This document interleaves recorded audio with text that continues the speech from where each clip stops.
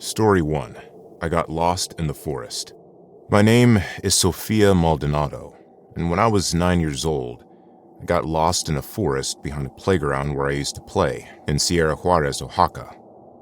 It happened on a cool autumn morning. My parents had to leave for work early and couldn't take me to school, so my grandmother took me. However, she got distracted chatting with a friend, and by the time we arrived, the school gates were closed. Since it was still early, she suggested I stay at the park while she went grocery shopping. I loved having the place to myself, enjoying the swings, running through leaves, and playing with sticks. Then, something strange happened. I noticed the bushes by the forest fence rustling unnaturally. I heard a soft mewing like a trapped kitten. Without thinking, I climbed the fence to investigate. But when I looked behind the bush, there was nothing. It felt odd, but my curiosity pulled me deeper into the forest. My parents had always warned me not to go in, which only made it more intriguing.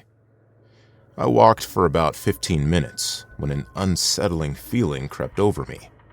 It felt like someone was watching. I turned around, but all I saw were trees. The atmosphere shifted, the air grew heavy. Then, I saw them. Dark, shifting shadows moving between the trees. At first, I thought they were animals, but their forms were unnatural, too large, too fluid. Fear gripped me.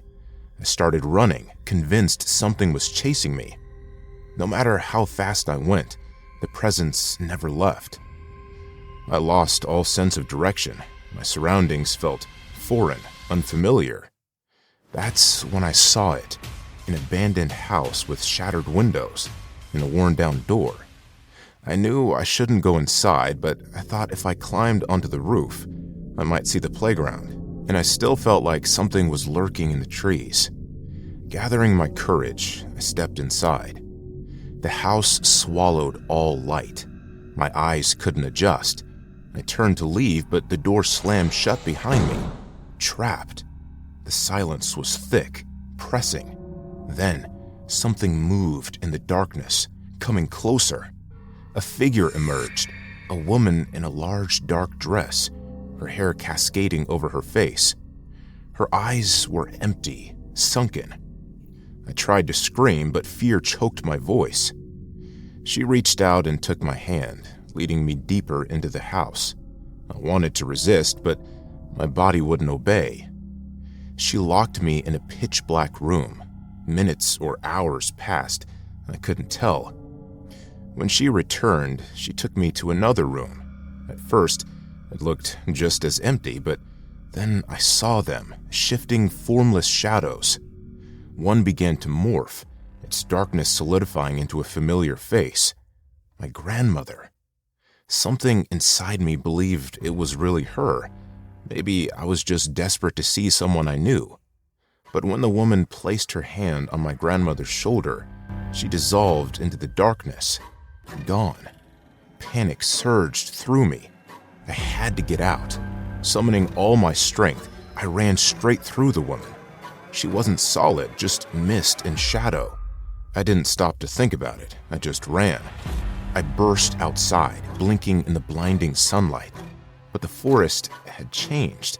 The trees seemed taller, unfamiliar. The path twisted, shifting around me. Shadows still moved between them, creeping closer.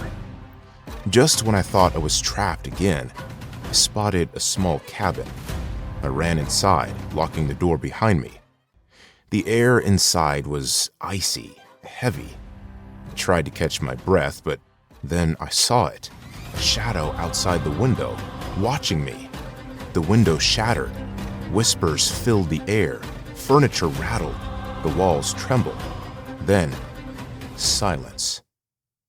The door creaked open, and a man stepped inside.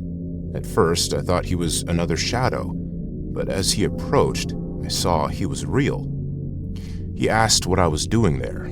Through sobs, I told him everything. To my surprise, he believed me. He said he had grown up nearby and had seen the same things.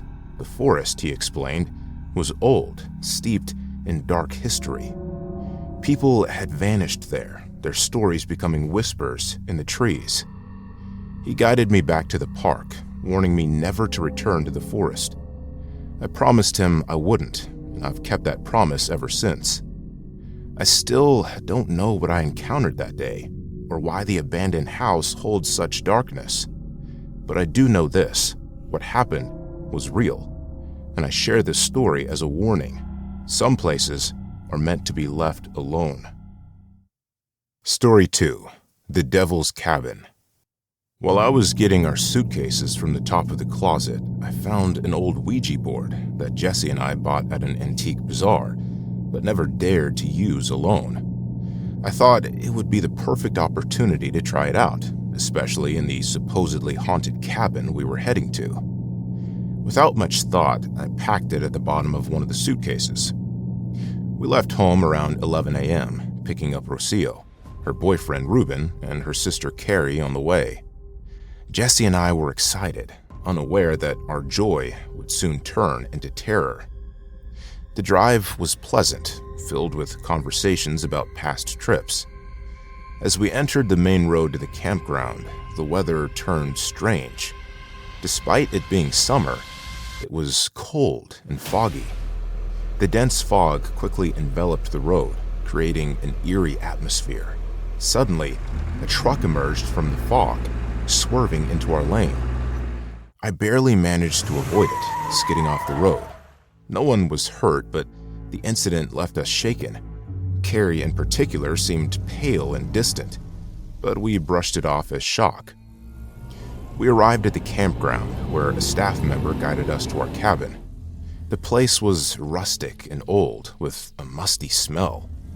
The most unsettling feature was a small chained attic door. We decided to ignore it for the time being. After settling in, we explored the campground and returned to the cabin around 6 p.m. To our horror, we found our belongings scattered and some clothes soaked in the toilet and sink. Strangely, nothing was stolen, except the Ouija board. That night, we planned a bonfire and barbecue. While I went to gather firewood, I heard footsteps and saw a shadowy figure in the fog.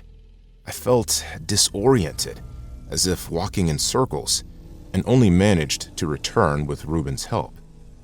Back at the cabin, we heard howls and saw shadowy wolf-like creatures, with one massive horned beast leading them.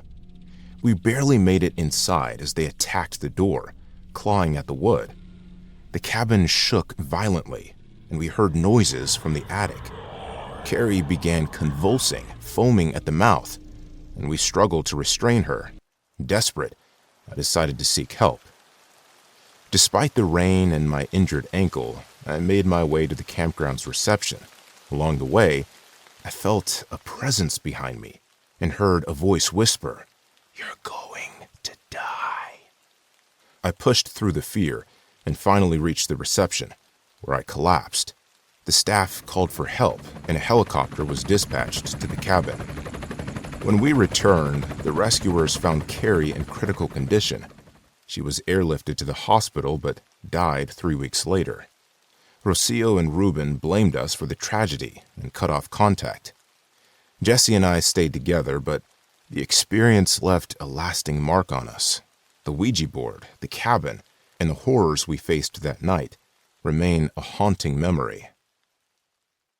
Story 3: Something Lives in the Country House. Honestly, I don't know who else to tell this story to because no one seems to believe me.